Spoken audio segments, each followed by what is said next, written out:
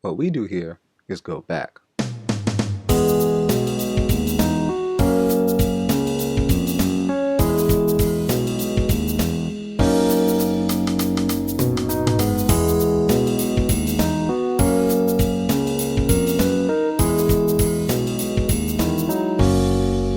Hello.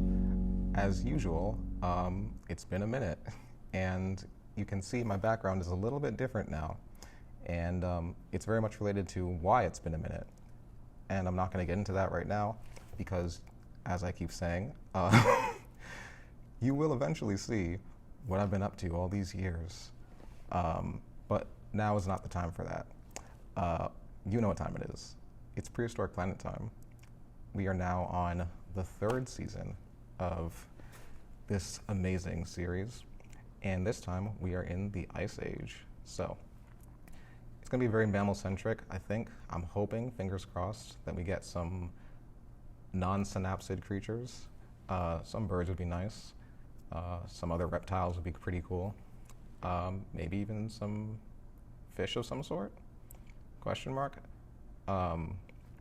So let's just get right into it. We'll watch the trailer. I'll give us some like off-the-cuff thoughts. It's only a minute long, so I assume there's not going to be too much to actually review and go over. Plus, I'm actually not very well versed at mammal stuff, so I won't have as much to say, which may or may not be a good thing, but it shows where my blind spots are, and also shows that what's the greater point here? There's a greater point here. I'll come back to it maybe in my closing. But for now, let's watch the actual trailer. So,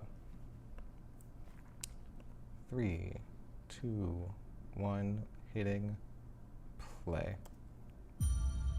Ooh, Christmas themed. Journey back 1,000,000 years to the Ice Age. From the Big Freeze to the Great Thaw. Life finds a way. Whoa! Experience the Ice Age like never before. Oh, this is beautiful. Oh, so beautiful. Discover a world beyond the ice. Moas. Come face to face with creatures that defy Oh, sea cows. imagination. Oh, what is that? Join us on an epic 5-part Wow, event this looks so good. where the surest way Ooh. to survive is together. Prehistoric Planet Ice Age. Ah, shoot. Let's go. On Apple TV Plus. Oh, damn, this is so good. Damn. How do they keep improving? How does this keep getting better every time I see something? Jeez. There is, wow. I'm not faking any of this. Like, damn. Wow. Okay, hold on. I need to watch some of that again. Okay. Let's not take an hour to do this. So, you know what this looks like. So I'm just going to stop on some certain parts.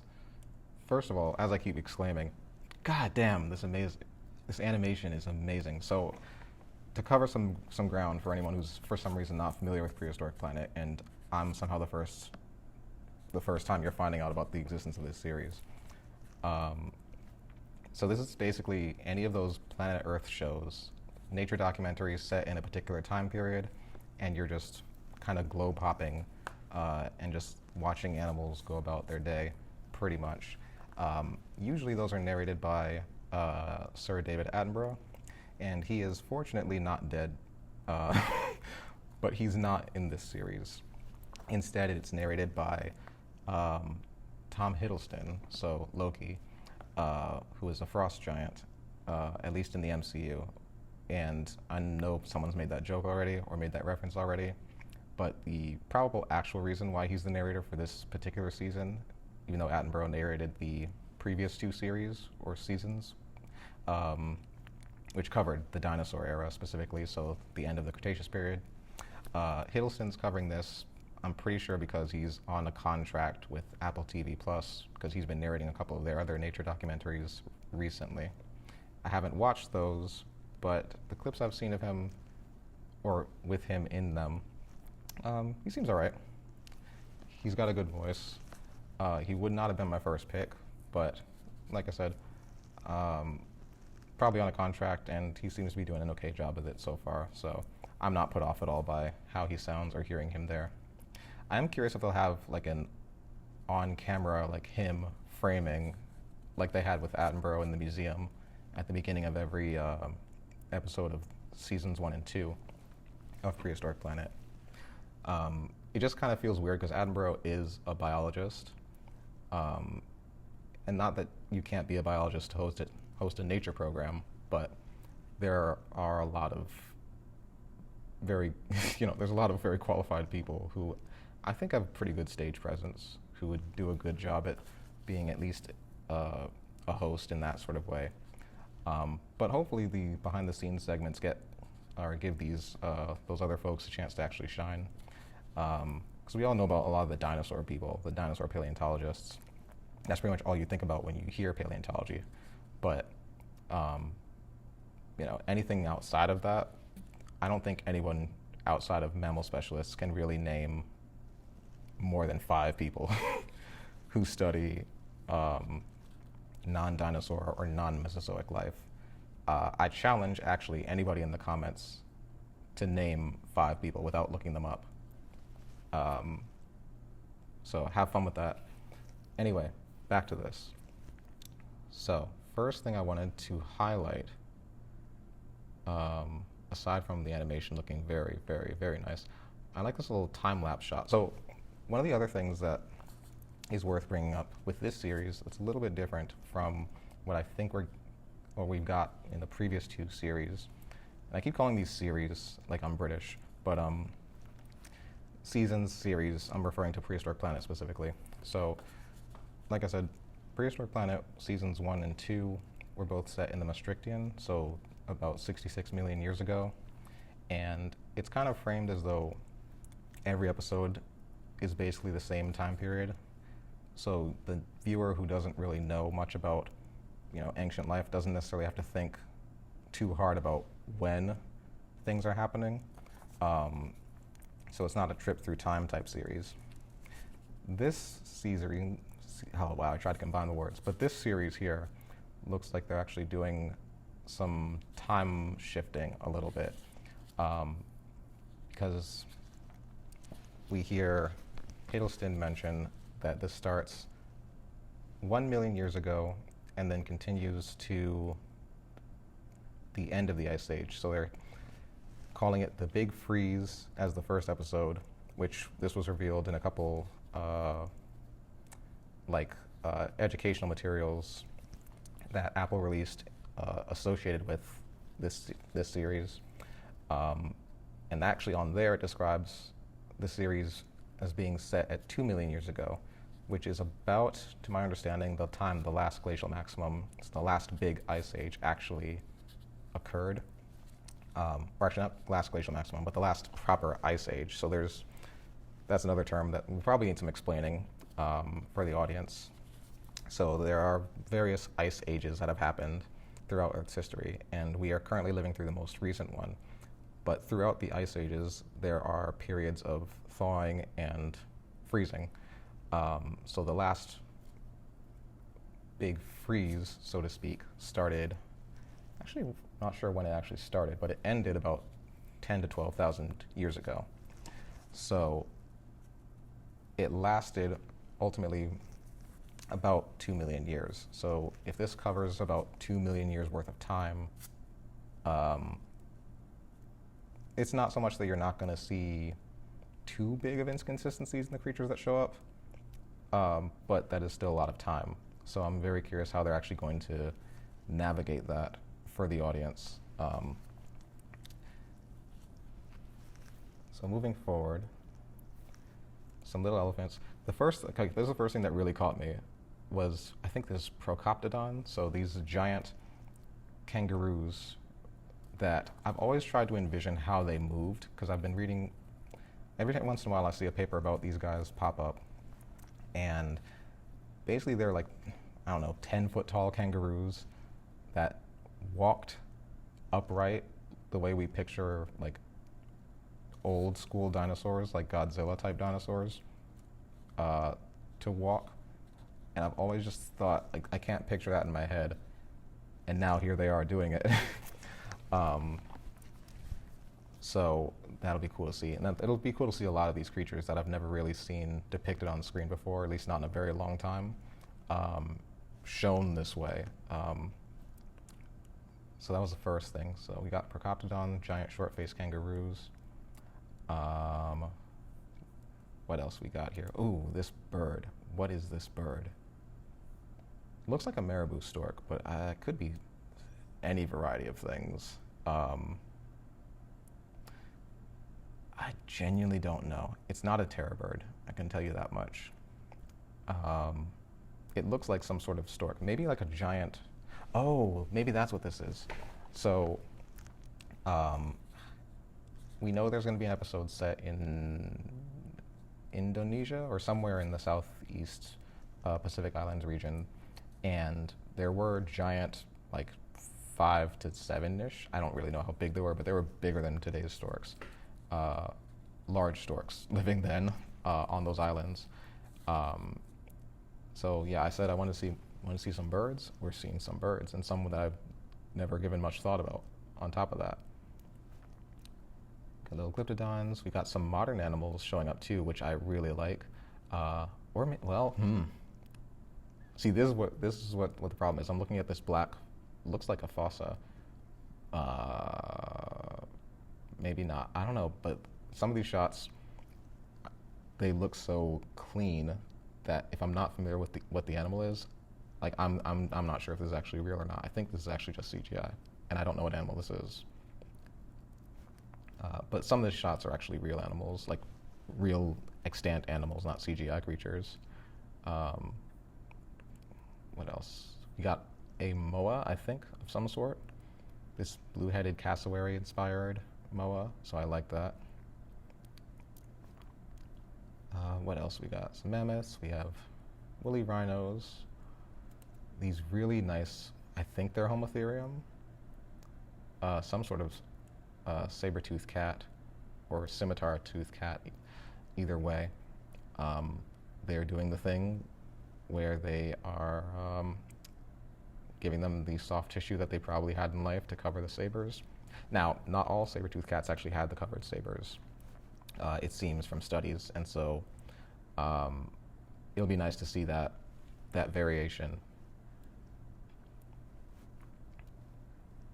Yeah, to see them hunting rhino. Yeah, these are definitely Homotherium. I think Homotherium was pegged as the big pack hunting, big cats that pursued big prey in particular. You can kind of tell by the proportions. They're more hyena-shaped. And so if we're going through time, too, in different places, we should be seeing multiple species of a lot of these animals, too.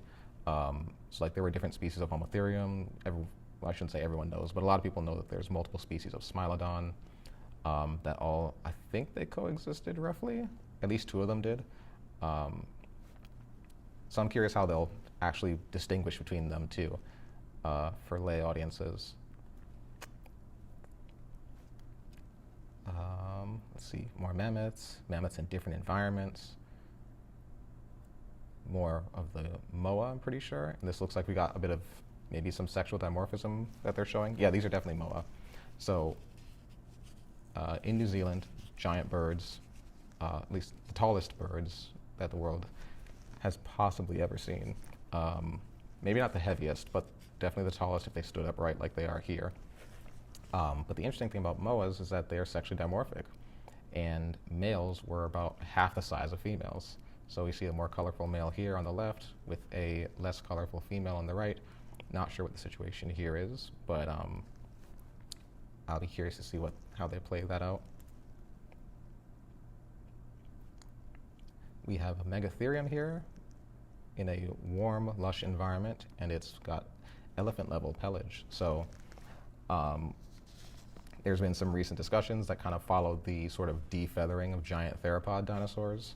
That's followed the thought of, well, if large theropods could overheat from having feathers or extensive coverings of feathers, could the same be true for giant mammals? I mean, probably yes.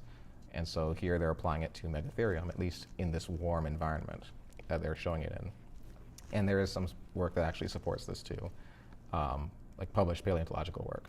So it's a very different take that I was curious to see if they do. I'm sure they would have done it, but no one's done a hairless ground sloth before, at least not on screen. So that's something brand new for audiences. Then we got Macrauchenia, maybe? Some sort of South American mammal that I do not know too much about. I won't comment on them at all because that is a giant blind spot of mine. And then, yeah, Steller sea cows. I'm pretty sure that's what these are. Or at least some sort of extinct manatee relative. I was wondering if they would do any aquatic animals in any of the series, because when you think about the Ice Age, you don't usually think of like the ocean. And if it's 2 million years ago, no, Megalodon will not be in this. No, let's clear that up real quick. Megalodon went extinct about the best estimates, and by best I mean closest to when this show is set, put it at like 2.5 million years ago, but I think now it's actually been pushed back to like 3.5 million years ago, so it's too early of an extinction date to appear in this series.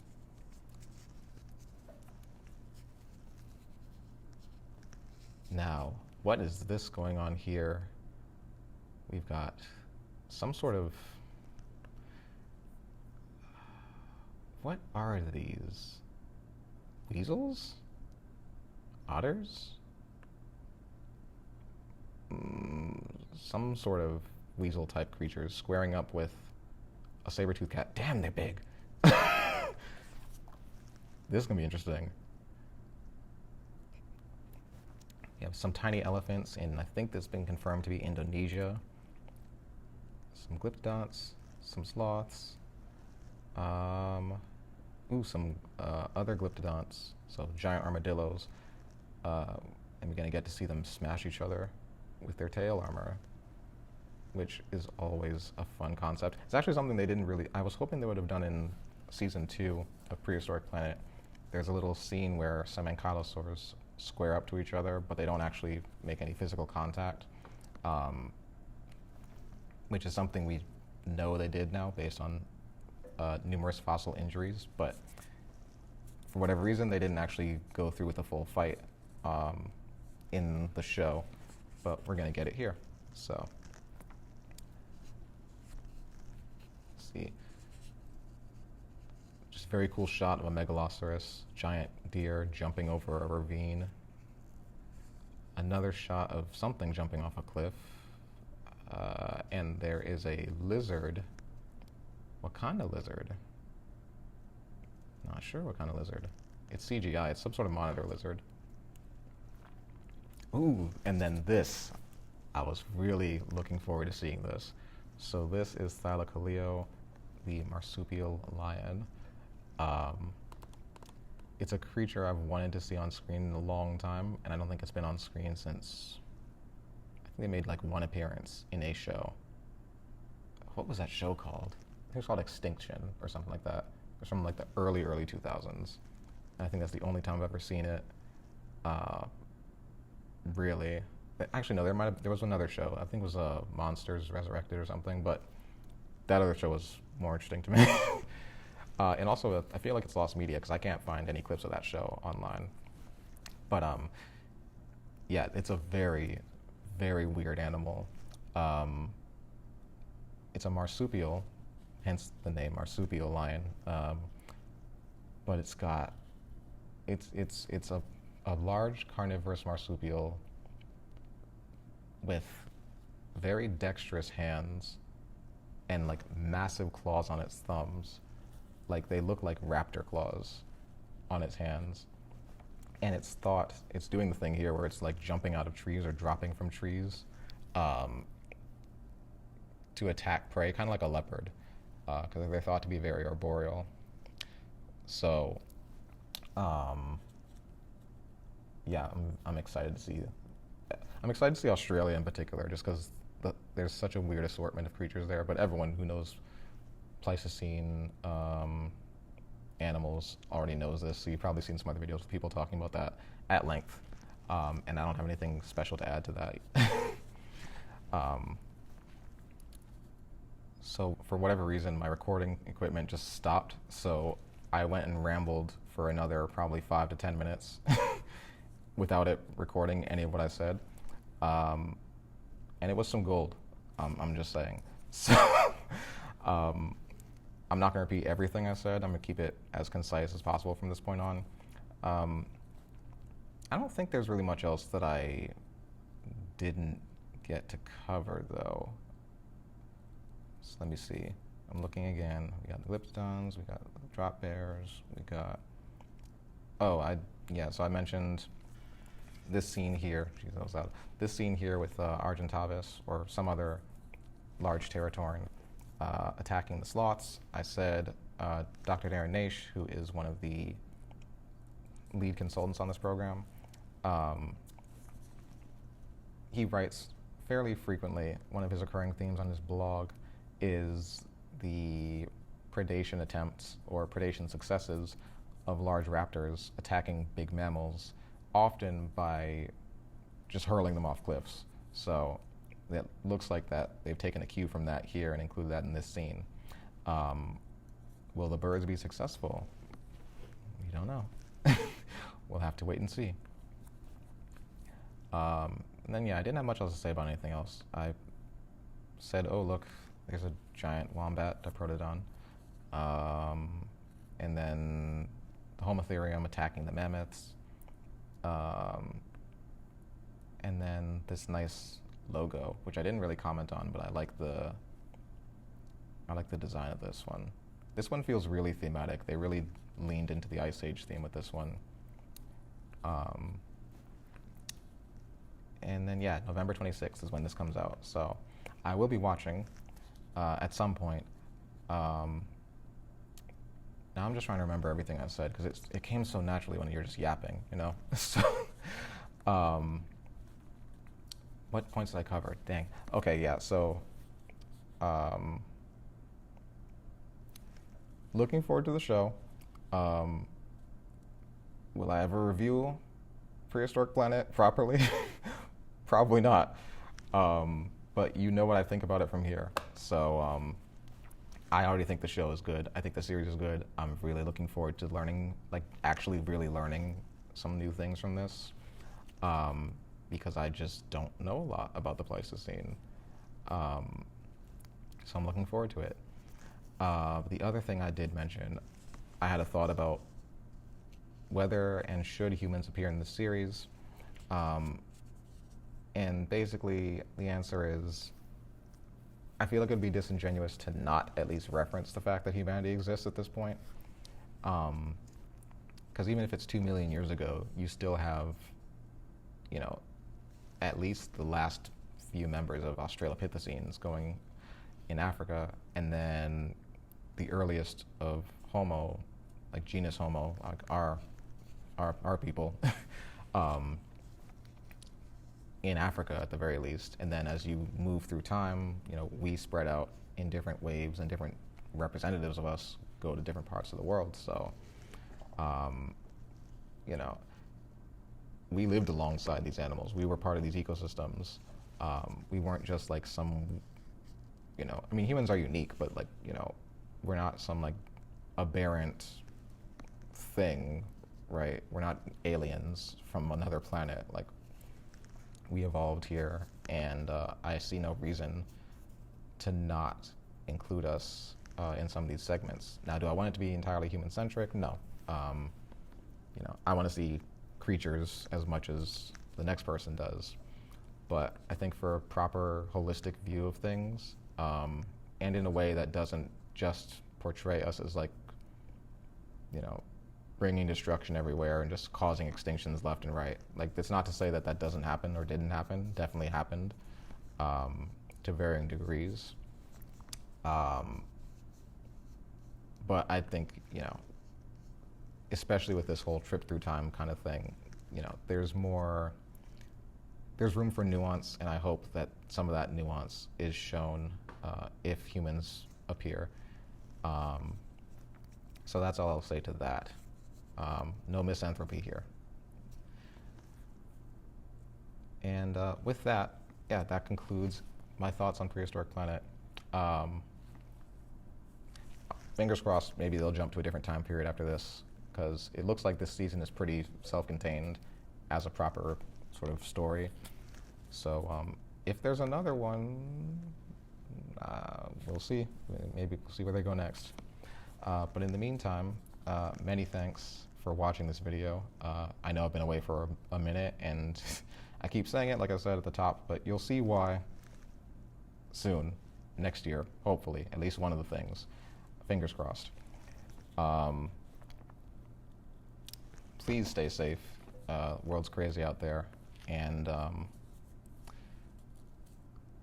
yeah, things are happening. Hopefully we're moving towards better times. Hopefully.